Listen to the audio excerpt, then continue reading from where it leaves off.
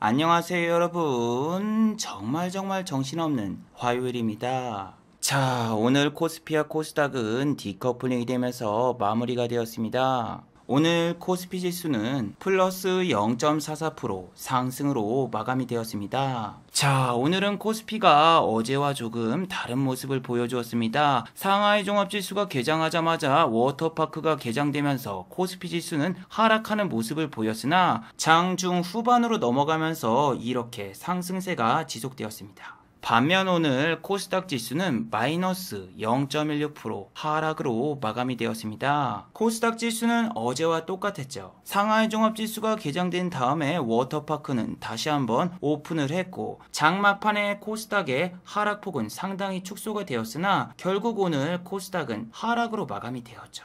특히 오늘은 중국에서 교육에 이어서 게임도 규제한다라고 규제안을 발표했습니다. 덕분에 오늘 한국의 게임주 대부분이 이렇게 하락하는 모습을 보여주었고 코스피 같은 경우에도 삼성전자와 하이닉스가 상승해서 지수 자체는 상승을 했지만 상승과 하락 종목을 보시면은 하락 종목이 상승 종목보다 2배 이상 많은 걸 확인하실 수 있죠. 자, 그래도 외국인 투자자는 코스피와 선물을 대량으로 매수하는 모습을 보여주었습니다. 자, 그렇다면 내일 한국 증시는 외국인의 대량 매수가 들어왔기 때문에 또 상승하는 모습을 보여줄까요? 아니면 내일은 외국인의 대량 매도가 나오면서 한국 증시는 다시 한번 하락하는 모습을 보여줄까요? 자, 과연 어떤 모습이 나올지 오늘 이 시간에 한번 알아보도록 하죠. 자, 지금 시각이 3시 55분입니다. 시간의 단일가 유럽장, 미국장, 그리고 야간 선물도 다 끝나지 않았습니다. 그래서 매까지는 배제를 해보고 진행해 보도록 하겠습니다. 자, 그럼 먼저 해외 시황과 국내 시황 그리고 오늘의 특징주를 한번 살펴보도록 하겠습니다. 자, 그럼 먼저 해외 시황입니다. 자, 먼저 다우지수입니다. 다우는 어제 마이너스 0.28% 하락으로 마감이 되었습니다. 장 초반까지만 해도 미국의 다우지수는 이렇게 크게 상승이 나왔습니다. 장 초반에 다우지수가 상승으로 출발한 이유는 바로 바이든 정부의 1조 2천억 달러 인프라 투자 계획이 합의안에 도달했다라는 뉴스가 나오면서 다우지수는 장 초반부터서 크게 상승으로 출발했습니다. 하지만 장 중 후반으로 넘어가면서 미국의 제조업 지표가 공개가 되었고 제조업 지표가 상당히 부진한 모습을 보이면서 다우는 결국 하락으로 전환이 되었죠. 미국의 제조업 지표는 시장 전망치가 60.8이었는데 59.5포인트가 나왔고 덕분에 미국의 국채금리가 어제 또 크게 하락이 나왔습니다. 물론 지금은 미국의 국채금리가 약간의 반등이 나오고 있지만 만약에 내일 발표되는 미국의 고용지표가 부진하게 나온다면 또 한 번 미국의 국채금리는 하락할 가능성이 상당히 높습니다. 자, 그리고 나스닥 종합지수는 다우와 달리 플러스 0.06% 상승으로 마감이 되었습니다. 나스닥 지수도 다우 지수와 마찬가지로 장 초반에는 크게 상승으로 출발했으나 장 중 후반으로 가면서 이렇게 상승폭을 둔화시키는 모습을 보여주었죠. 특히 미국의 페이스북을 비롯한 아마존, 알파벳 등 언택트 관련주들이 이렇게 하락세를 보여주면서 오늘 한국의 언택트 관련주도 상당히 안 좋은 모습을 보여주었죠. 네이버 같은 경우에는 오늘 마이너스 1.27% 하락으로 마감이 되었습니다. 수급을 보셔도 개인만 오늘 매수를 했고 외국인과 기관은 동반 양 매도가 나왔죠. 자, 네이버의 주가는 오늘 장 초반까지만 해도 플러스 1.27% 상승으로 출발했으나 시초가가 최고가였습니다. 장 초반 딱 3분 동안만 이렇게 1.27% 상승을 시켜준 다음에 그 뒤로는 계속되는 하락이 나왔습니다. 자, 그리고 카카오도 오늘 마이너스 1.37% 하락으로 마감이 되었고 네이버와 다르게 수급을 보시면은 외국인 투자자는 오늘 카카오를 풀 매수를 했고 개인과 기관은 오늘 카카오를 양 매도하였죠.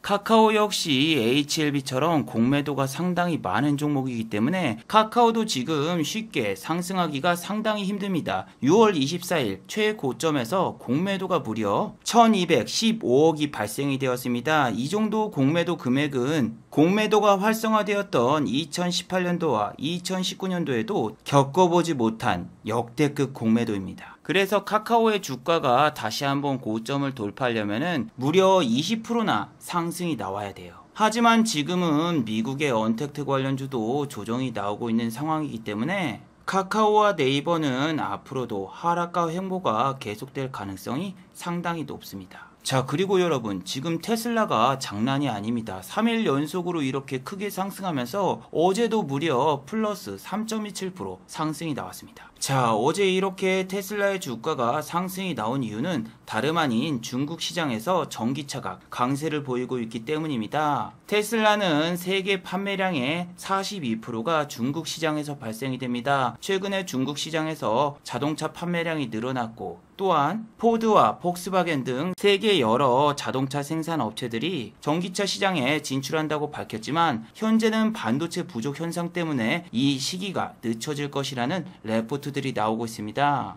자, 그렇다면 과연 이렇게 테슬라가 상승했으니까 한국의 테슬라 관련주도 오늘 크게 상승이 나왔을까요? 그건 아닙니다. LG화학 같은 경우에는 오늘 마이너스 1.27% 하락으로 마감이 되었고, 수급을 보시면은 개인만 매도를 했고 외국인과 기관은 양 매수를 했습니다. 최근 일주일간 수급을 보시면은 개인 투자자만 계속 매도를 하고 있고 외국인과 기관은 LG화학을 순매수 중이죠. 차트를 보시면은 외국인과 기관이 순매수 중인데도 불구하고 주가는 그렇게 크게 상승이 나오고 있지 않습니다. 그 이유 중 하나가 개인 투자자분들이 LG화학의 주식을 많이 매도해서 그런데, 그도 그럴 것이 지금 나오는 배터리 관련주 뉴스를 한번 자세히 보세요. 뉴스를 찾아보시면 좋은 뉴스가 하나도 없습니다. 중국 업체와 그리고 파나소닉 같은 경우에는 새로운 전기차 배터리를 공개했는데 한국 배터리의 반값이고, 이번에 공개된 중국 회사의 배터리는 리튬 이온 배터리가 아닙니다. 나트륨 이온 배터리인데 리튬 이온 배터리를 쓰는 K 배터리에 비해서 저렴하고 성능도 좋다라고 뉴스가 나왔죠. 그래서 지금 뉴스를 자세히 보시면 밑 빠진 독에 물 붓기, 한국은 배터리에 26조를 투자했지만 아직까지 흑자가 나오는 회사가 별로 없고 또 흑자가 발생해도 아직 걸음마 단계다, 이런 뉴스들이 대부분입니다. 자, LG화학 같은 경우에도 원래 화학주이며 배터리 관련 비중은 20%밖에 차지하고 있지 않아요. 그런데 LG화학도 그렇고 삼성 SDI, SK이노베이션도 수십조 원을 들여서 배터리 산업에 투자를 했습니다. 그리고 지금은 흑자가 나오고 있다고 하지만 배터리 산업의 흑자 규모가 얼마인지는 제조사에서 밝히길 꺼려해서 얼마인지는 정확히 밝혀지지가 않았습니다. 하지만 이 K배터리 산업에는 수조 원대의 자금이 계속 투입이 되어야 되고 새로운 배터리를 개발하기 위해서도 수조 원의 자금이 필요해요. 그래서 지금 K배터리 관련 악재 뉴스가 계속 나오는 겁니다. 중국이라던가 일본 시장이라던가 다른 배터리 시장에서 더 저렴하고 성능이 좋은 배터리를 공급한다, 이런 기사가 매일 나오고 있기 때문에 개인 투자자분들이 못 버티고 던지는 경우가 많습니다. 삼성 SDI 같은 경우에도 최근에 개인 투자자분들의 연일 매도가 나오고 있습니다. 물론 LG화학이라던가 SK이노베이션과 달리 삼성 SDI의 주가는 계속되는 상승이 나왔기 때문에 개인 투자자분들의 차익 실현 매물이 나왔다고 봐도 됩니다. 자, 그리고 SK이노베이션 같은 경우에는 오늘 마이너스 1.17% 하락으로 마감이 되었습니다. 자, SK이노베이션은 제가 한 달 전에 올린 이 영상을 보신 분들은 다들 기억하고 계시겠지만 SK이노베이션도 LG화학과 똑같이 배터리 산업을 분리를 할 것이라고 밝혔죠. 그 뒤로 공매도가 급증하면서 이렇게 주가가 연일 하락세가 계속되고 있습니다. 자, 그런데 여러분, 오늘 뭔가 이상하지 않나요? 오늘 장중에 이렇게 흥구석유도 17% 이상 급등이 나왔고 중앙에너비스 역시 장중에 이렇게 VI에 걸리면서 급등이 나왔어요. 그런데 왜 정유주이면서 K배터리 관련주 SK이노베이션은 오늘 이렇게 하락이 나왔을까요? 천재님 또 SK이노베이션은 공매도가 많이 발생해서 오늘 주가가 내린 게 아닐까요? 아닙니다. 오늘은 그렇게 크게 공매도가 발생되지 않았고 SK이노베이션은 오늘 유가 관련 악재가 있었습니다. 바로 중국에서 제조업 지표를 공개했는데 제조업 지표가 상당히 부진한 모습을 보여주면서 유가가 무려 3.6%가 급락이 나왔어요. 자, 중국에서는 어젯밤 제조업 PMI 지수를 공개했습니다. 중국의 제조업 PMI 지수는 50.4%가 나왔고 이는 17개월 만에 가장 최저치가 집계되었습니다. 자, 그래서 어제 국제유가가 74불에서 71불까지 급락이 나오고 말았죠. 중국은 전 세계에서 가장 많이 석유를 수입하는 국가이기 때문에 중국의 제조업 지표가 나쁘게 나올 경우에는 유가가 이렇게 급락이 나오는 경우가 상당히 많습니다. 덕분에 오늘 S51 역시 마이너스 1.1% 하락으로 마감이 되었습니다. 수급을 보시면은 SK이노베이션과 똑같이 외국인과 개인은 양 매수를 하였고 기관만 이렇게 매도를 하였죠. 차트를 보셔도 SK이노베이션과 그렇게 큰 차이가 없습니다. 지난번 7월 6일 날 유가가 78불을 돌파했을 때 신고가를 돌파했지만 그 뒤로 유가가 계속되는 하락이 나오면서 11만원이었던 S51은 현재 97,000원까지 내려오고 말았죠. 자, 그리고 한국석유, 흥구석유, 중앙에너비스가 오늘 급등한 이유는 바로 북한에서 남북 정상회담 혹은 북미 정상회담을 하기 위한 조건으로 석유 제재를 완화해달라는 조건을 걸었습니다. 그래서 오늘 흥구석유 같은 경우에는 장중에 19.02%나 상승이 나왔죠. 물론 종가는 4.53%로 마감이 되었어요. 고점에서 추격 매수를 했다? 그럼 오늘 마이너스 15%의 손실을 보았겠고, 수급을 보시면은 오늘 개인 투자자만 이렇게 순 매수를 했고 외국인은 이렇게 순 매도를 하는 모습을 보여주었죠. 그리고 중앙에너비스 역시 장중에 급등이 나왔으나 종가는 이렇게 2.45%밖에 상승하지 않았어요. 수급 역시 외국인은 오늘 전부 매도하는 모습을 보였고 개인 투자자만 오늘 중앙에너비스를 순 매수했죠. 최근에 여러분 가장 무서운 게 이거예요. 상방 VI를 찍자마자 하방 VI로 넘어가는 거. 이게 정말 무섭습니다. 상방에서 VI가 걸렸다.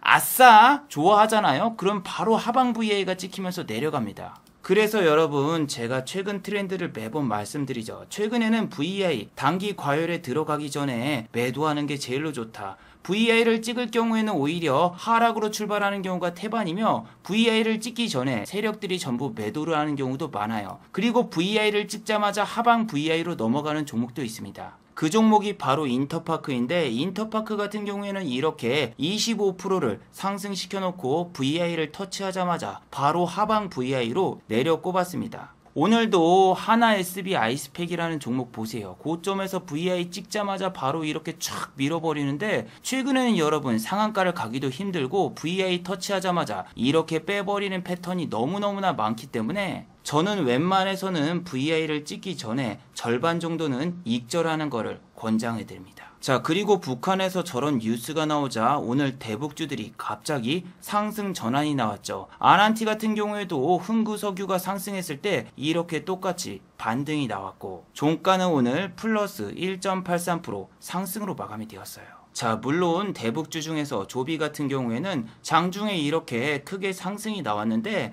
이 종목 같은 경우에는 말이죠. 여기에서 조금만 더 상승으로 마무리가 될 경우에는 오늘 3일 단일가 예고장이 날라와요. 자, 보시면은 제가 말씀드린 대로 자, 단기과열 지정예고 예고장이 날라왔죠. 보통 투자 경고나 혹은 단기과열 종목 예고장이 날라올 경우에는 시간의 단일가 붙어서 하락하는 경우가 상당수입니다. 자, 시간의 단일가에 과연 조비는 상승을 했을까요? 하락을 했을까요? 하나, 둘, 셋, 뿅! 예, 역시나 마이너스 2%대 하락이 나왔죠. 특히 수급을 보시면은 단타의 저항, 투신이 매수를 했기 때문에 내일 조비는 아침부터서 투신이 매도를 하면서 분명히 개파락으로 출발할 겁니다.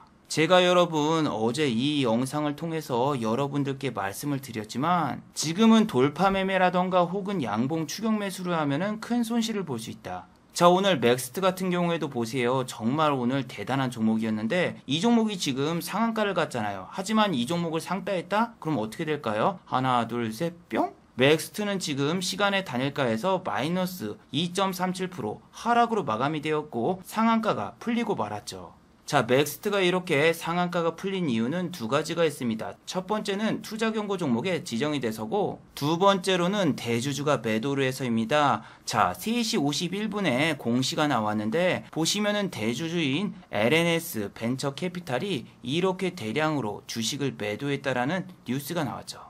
매도 수량에 대한 자세한 내역은 이 뉴스를 보시면 알 수 있는데 29일부터서 8월 3일까지 총 38만 2198만 주를 장내에 매도를 했습니다. 자, 그렇다면 맥스트를 상한가 따라잡기 하신 분들은 오늘 잠을 제대로 주무실 수가 없죠. 내일 아침부터서 분명히 맥스트는 개파락으로 출발할 것이고, 지금 시간의 단일가에서 잡으신 분들이 대략 15만 주 정도 되기 때문에 이 사람들은 내일 보합에서만 출발해도 무조건 수익이기 때문에 내일 보합에서 맥스트가 출발할 가능성은 거의 희박합니다. 자, 어제 상한가를 갖다가 풀린 종목 성우테크론 최재형씨 테마주죠. 이 종목 오늘 어땠나요? 마이너스 6.93% 하락으로 마감이 되었고, 장 초반부터서 이렇게 개파락으로 출발했죠. 장 초반부터서 마이너스 1.59% 하락으로 출발했으나 보시면은 딱 5분 만에 마이너스 7%까지 착 빼버렸습니다. 그 뒤로 상승다운 상승은 한 번도 안 나오고 종가까지 이렇게 최저가로 마무리가 되었죠. 그래서 지금은 상한가 따라잡기, 돌파 매매, 양봉 매매, 잘못하면 그냥 계좌 박살납니다. 자, 저 같은 경우에는 오늘 양봉 매매는 한 종목밖에 없고 죄다 음봉 매매만 했습니다. 음봉 매매를 했기 때문에 오늘 손실이 거의 나질 않았어요. 오늘 같은 경우에는 상한가를 간 종목도 고작 3종목밖에 되지 않으며 어제랑 완전히 똑같죠. 상승과 하락 종목을 보시면은 하락하는 종목이 2배 이상 많아서 제대로 매매할 수 있는 종목이 장중에 몇 개 없습니다. 코스피 같은 경우에는 하락 종목이 581 종목, 상승 종목이 270 종목이죠. 그나마 코스닥은 조금 더 괜찮은데 하락 종목이 839 종목, 상승 종목이 510 종목이었습니다. 자, 그런데 여러분, 장 시작하자마자 양봉일 때 여러분들이 추격 매수를 했으면은 오늘 어떻게 됐을까요? 자, 이거는 9시 때 매동입니다. 상승 종목이 302 종목, 하락 종목이 489 종목, 코스닥 같은 경우에는 상승과 하락이 양념반 치킨반처럼 반반이었죠. 그래서 지금 여러분께 계속 강조해 드리는 게 뭡니까? 상하이 종합지수가 개장된 다음에 1시간 뒤에 매매를 시작하세요. 이거는 11시 반 매매인데 상하이 종합지수 오늘 개장된 다음에 한국 증시 박살났죠. 자, 오늘은 여러분 장중에 이런 뉴스가 있었습니다. 중국에서는 현재 교육을 규제하고 있는데 이번엔 게임을 규제를 하기로 밝혔습니다. 중국에서는 게임을 정신적인 전자마약이라고 표현을 하면서 게임 규제에 대한 의향을 밝혔어요. 그 덕분에 오늘 홍콩에 상장되어 있는 넷이즈와 텐센트 같은 경우에는 장중에는 10% 이상 급락이 나왔었어요. 자, 그리고 홍콩에 상장되어 있는 텐센트는 오늘 마이너스 6.11% 하락으로 마감이 되었습니다. 자, 중국의 게임주들이 박살이 나면서 한국의 게임주들도 아침부터서 이렇게 하락으로 출발했습니다. 특히 주식 발행수가 얼마 안 되고 호가창이 얇은 위메이드 같은 경우에는 오늘 마이너스 10.05% 하락으로 마감이 되었습니다. 수급을 보시면은 외국인과 기관의 동반 양 매도가 나왔고, 프로그램 매도를 보시면은 아침부터서 이렇게 10,000주 이상 매도가 나오면서 종가에는 결국 프로그램 매도가 18만 주가 나왔습니다. 그리고 위메이드 같은 경우에는 중국에서 미래의 전설이라는 게임을 서비스하고 있기 때문에 다른 게임주보다 훨씬 더 크게 하락이 나왔죠. 자, 그리고 지난번에 펄어비스 같은 경우에는 중국에서 판호를 획득했다라는 뉴스 때문에 상한가를 가고 급등이 나왔었는데, 오늘 주가를 보시면은 장 초반에는 플러스 4.47%나 상승이 나왔다가 장중에 갑자기 하방 VI에 걸렸습니다. 그러면서 종가가 마이너스 6.83% 하락으로 마감이 되었어요. 자, 그래서 오늘 상하이 종합지수가 개장하자마자 그냥 워터파크가 개장이 되었죠. 와, 그냥 밑으로 쫙 내려가는데 오늘 정말 증시가 별로더군요. 자, 그렇다면 여러분, 오늘 여러분은 어떤 종목, 어떤 섹터를 공략하셨나요? 오늘은 삼성전자와 SK하이닉스가 반등이 나왔으니까 반도체주를 매매하셨나요? 자, 오늘 나온 뉴스입니다. 개인 투자자분들은 올해 들어서 반도체주만 72조를 매수했다라는 뉴스이죠. 자, 내용을 보시면은 개인 투자자가 SK하이닉스와 삼성전자를 72조나 매수했다라는 뉴스인데, 올 초부터서 삼성전자와 SK하이닉스는 주구장창 내리기만 했기 때문에 수익을 본 동학 개미분들이 극히 드물다라는 뉴스입니다. 자, 삼성전자의 주가를 보시면은 1월 달에는 96,800원까지 올랐고 그 다음부터서는 계속 주가가 하락했죠. 삼성전자를 사서 수익을 보신 개인 투자자분들은 극히 드뭅니다. 올해 초에 삼성전자를 사서 계속 홀딩하셔서 수익을 보신 개인 투자자분들이 존재할 수가 없죠. 왜냐하면은 삼성전자는 1월 달에 85,000원 이상이 평균가였으니까. 이건 SK하이닉스 역시 마찬가지죠. 3월 2일 52주 신고가를 찍었던 SK하이닉스는 공매도가 재개된 다음부터서는 주가가 계속되는 하락과 횡보가 이어지면서 현재도 52주 신저가를 기록했었습니다. 그리고 오늘 3.45% 크게 반등이 나왔죠.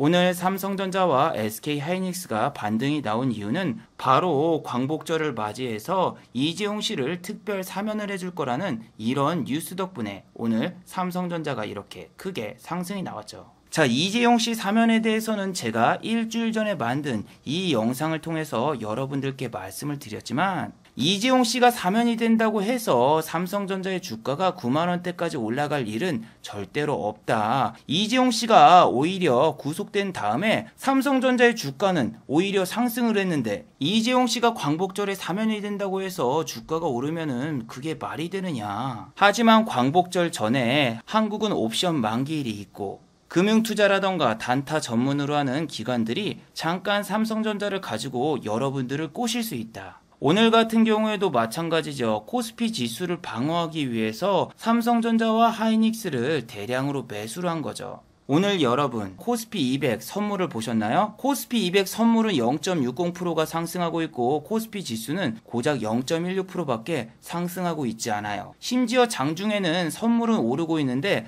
코스피 지수는 내리고 있었죠. 그래서 여러분들이 ETF 매매가 너무너무나 힘든 거예요. 분명히 내가 체감 지수는 하락인데 지수는 막 상승을 하고 있어. 특히 코스피 지수는 0.44%밖에 상승하지 않았는데 코스피 선물은 더 크게 오르고 있기 때문에 인버스나 레버리지 매매를 여러분들이 하셔도 수익이 크게 날 수가 없어요. 삼성전자 같은 경우에는 오늘 고작 2%대 상승이 나왔는데 게임 커뮤니티라던가 유머 사이트라던가 모든 커뮤니티가 난리가 났더군요. 삼성전자가 2% 상승했다고. 그런데 이번 달에는 MSCI 지수 리밸런싱도 있고 옵션 만기일도 있는데 이런 이벤트 때문에 삼성전자가 잠깐 움직이는 건데 저렇게 커뮤니티에서 크게 난리가 난 걸 보고 8월 15일 날 이재용 씨가 사면돼서 삼성전자의 주가가 날아가지 않을까 이렇게 생각하시는 분들도 상당히 많을 거라는 생각도 들더군요. 저는 여러분 누누이 말씀드리지만 외국인과 기관은 삼성전자를 공매도를 치고 그냥 빼기만 해도 저절로 돈을 벌 수 있는데 굳이 얘네가 몇십조 원의 돈을 써가면서 삼성전자를 막 9만원대까지 올릴 필요가 있을까요?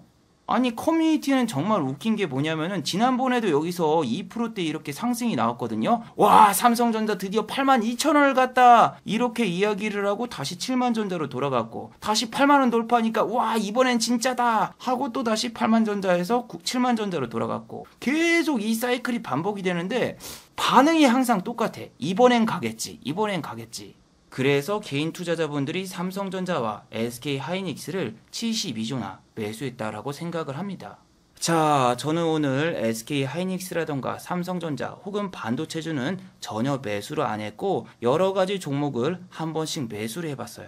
그리고 여러분 제가 드디어 수익금을 통장에서 인출을 했습니다. 제가 여러분 예전 영상에서 계좌를 보여드렸지만 원금 500만원으로 계좌를 세팅한 다음에 수익금이 700만원, 800만원, 1000만원 이렇게 늘어났는데 수익금을 거의 인출을 하지 못했어요. 그래서 수익금이 쌓이다 보니까 베팅 금액이 커졌고 또 손절과 익절도 제대로 되질 않더군요. 자, 지난번 영상에서 보여드렸다시피 제가 갑자기 베팅 금액이 3천만원 가까이 돼버리니까 익절이 안 돼서 이렇게 손실로 전환된 경우도 있었습니다. 장 초반까지만 해도 30만원의 수익이었으나 4%만 먹으면은 120만원의 수익이 생길 거라고 생각을 해서 홀딩했다가 이렇게 손절을 했고 지난주 금요일도 똑같았습니다. 아침에 수익금이 120만원이었는데 익절을 제대로 하지 못했고 결국 95만원에 익절을 했어요. 하지만 제가 유튜브 시청자들에게 장이 어려워도 이렇게 100만원 이상 수익을 내는 걸 보여주려고 하다가 제가 또 실수로 손절을 해버리면서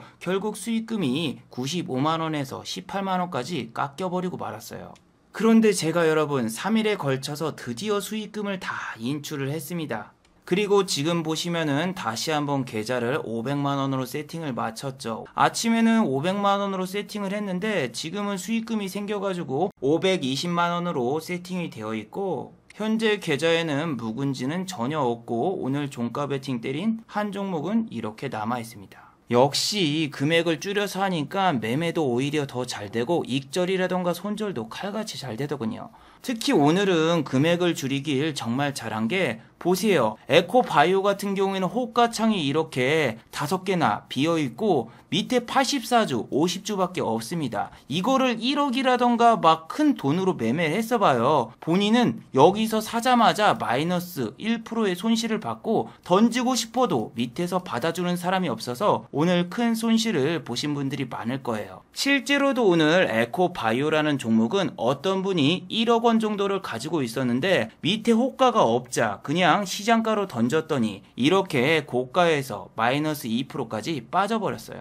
그러면은 이걸 시장가로 던진 사람은 일단은 손실금만 마이너스 200만원 이상이고 세금을 포함하면은 마이너스 250만원 이상의 손실을 봤다란 이야기예요. 저는 오늘 저렇게 소형주 위주로 많이 매매를 했고 저는 오늘 매매가 너무 즐겁고 재밌었습니다. 소액으로 해서 그런지 부담도 없고 손실 봐봤자 그렇게 큰 금액을 손실 볼 일도 없기 때문에 익절도 손절도 너무나 잘 되던 그런 하루였습니다. 일단 어제 제가 말씀드린 요 국전약품이라는 종목 오늘 보셨나요? 이 종목 같은 경우에는 오늘 투자 경고가 풀리기 때문에 분명히 투신이라던가 외국인 투자자가 잠깐 위쪽으로 꼬시면서 여러분들을 유혹의 소나타처럼 유혹할 것이다. 그래서 만약에 물려 계신 분들은 이런데 터치하면은 바로 빠져나가고 그리고 얘는 만원까지 꼬셔도 더 이상 가지 못하고 빠질 것이다. 왜? 얘는 종가 기준으로 안 빠지면은 3일 단일가에 걸리고 매수 주체가 단타의 제왕 투신과 검은머리 외국인이다. 이런 애들은 내일 무조건 던진다. 이렇게 말씀을 드렸죠. 그리고 오늘 수급을 보시면은 투신은 오늘 전부 먹튀를 했고 외국인 투자자도 절반 이상을 매도하고 튀었습니다. 자, 그리고 저는 참고로 제약과 바이오 종목 혹은 대북주는 절대로 매매를 안 합니다. 물론 매매를 할 때가 있습니다. 장이 너무 그지 같을 때. 자, 오늘 같은 경우에는 제가 국전약품을 직접 매매를 했습니다. 자, 오늘 보시면은 국전약품을 9,770원과 9,730원에 전량 매도를 했죠.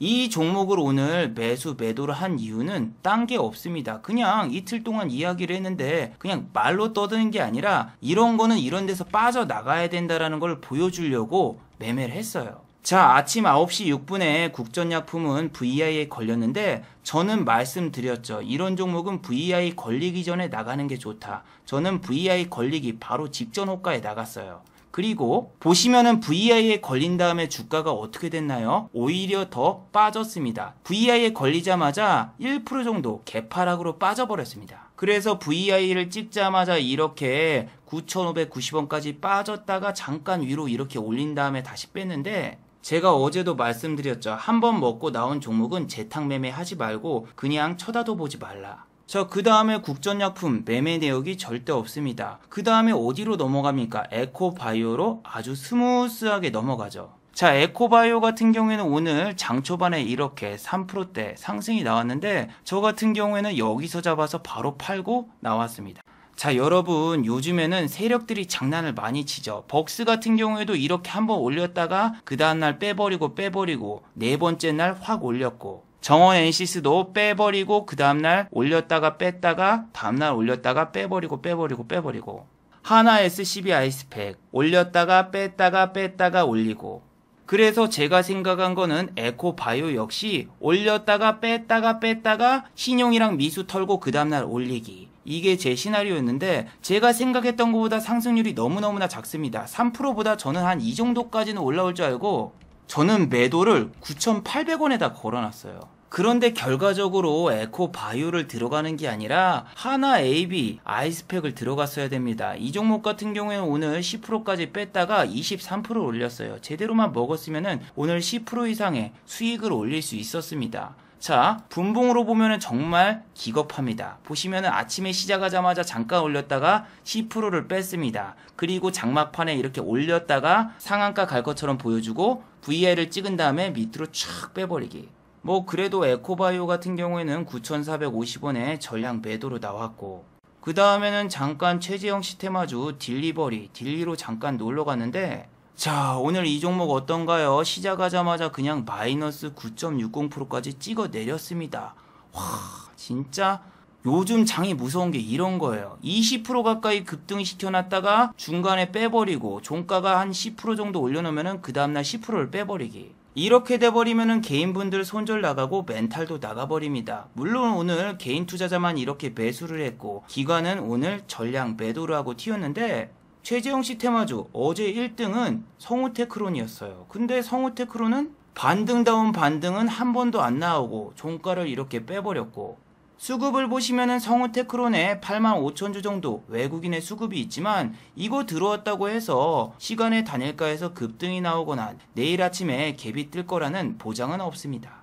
그래서 오늘 저는 성우테크론을 매도를 안 했고 딜리에 가서 잠깐 먹고 나왔다가 윤석열 시테마주 웅진으로 넘어갑니다. 자, 웅진도 보시면은 오늘 몇 프로까지 뺐나요? 6.44%까지 빠졌고 종가가 마이너스 4.13%죠. 저는 이 종목이 2,850원이 깨졌을 때 매수를 했고 올라왔을 때 바로 던지고 나왔어요. 웅진을 매수한 이유는 단 하나입니다. 이재명 씨가 오늘 주택공급 정책에 대해서 기자회견을 통해 발표한다고 했고, 기자회견이 끝나면은 이재명 시테마주는 분명히 하락을 할 거고 그 수급이 윤석열 시테마주로 들어올 거라고 예상을 한 거죠. 제 예상대로 장 초반에 이렇게 21%까지 올랐던 범양건영은 반토막이 나면서 종가는 12.02%로 마감이 되었고, 일성건설은 장 초반에 15%까지 올랐으나 종가는 플러스 1.98% 상승.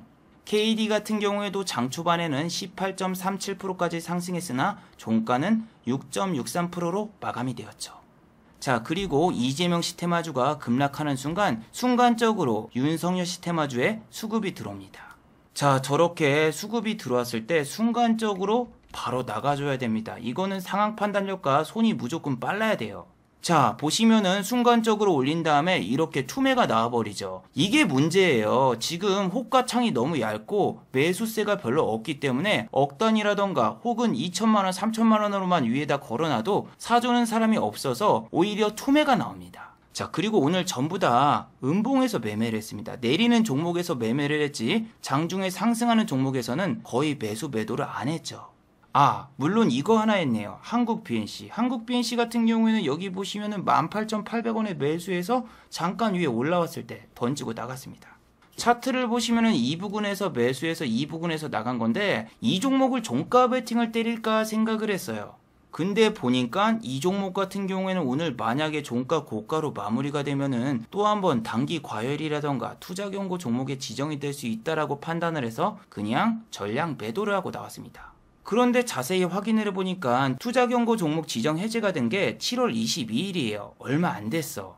아, 그래서 투자 경고 종목에 지정이 안 되더군요. 아, 아깝다. 얘를 조금 더 비싸게 팔 수가 있었는데. 그래서 오늘은 소액으로 되게 재밌게 매매를 했던 것 같습니다. 매매할 종목도 충분히 많이 있었고 지수 자체도 그렇게 나쁘지 않아서 내일도 증시가 이 정도까지만 돼도 어느 정도 매매는 해볼 만한 것 같아요. 자, 마지막으로 한번 정리해 보도록 하겠습니다. 1번, 외국인이 오늘 코스피를 순매수했습니다. 금융투자가 오늘 매도를 하고 그 물량을 외국인 투자자가 매수를 했죠. 금융투자가 만약에 계속 매수를 할 경우에는 우리 증시가 상당히 부담이 됩니다. 다음 주에는 옵션 만기일에 금융투자가 매도만 주구장창할 수 있기 때문에 금융투자의 물량을 외국인 투자자가 매수해 준 것은 아주 증시에 긍정적인 역할을 해주죠. 그래서 내일도 여러분 외국인 투자자가 금융투자의 물량을 받아주는지 잘 체크해 보시길 바래요. 자, 두 번째, 정책 관련 기자회견은 발표하면 무조건 급락입니다. 오늘은 이재명 씨가 주택 관련 정책을 또 발표했죠. 지난번에도 나왔던 정책입니다. 발표하기 1시간 전부터서 관련주들은 모두 급락이 나왔는데 오늘은 지난번과 다르게 상한가를 간 종목이 한 종목도 없었습니다. 이전에 나왔던 정책주의 정책은 재탕 뉴스가 나와봤자 상한가를 가지 못합니다. 잠깐 아침에 갭을 상승시킨 다음에 후반부에 급락이 나올 수 있으니 이런 종목들은 주의하도록 하세요. 자, 유튜브 광고도 끝까지 시청해주시면 정말로 고맙겠고 좋아요와 구독하기도 많이 눌러주시면 정말로 고맙겠습니다. 아, 그리고 또 어제 생방송 전에 저를 후원해주신 정말 고마운 분들이 계셨네요. 네, 제 유튜브 영상 밑에 있는 투네이션 후원하기 버튼을 눌러주시면 저를 후원해주실 수 있는데 제가 착각했네요. 오늘은 후원해주신 분이 아무도 안 계셨습니다. 자, 다들 수고하셨고 즐거운 평일 되시기 바랍니다. 다들 수고하셨습니다.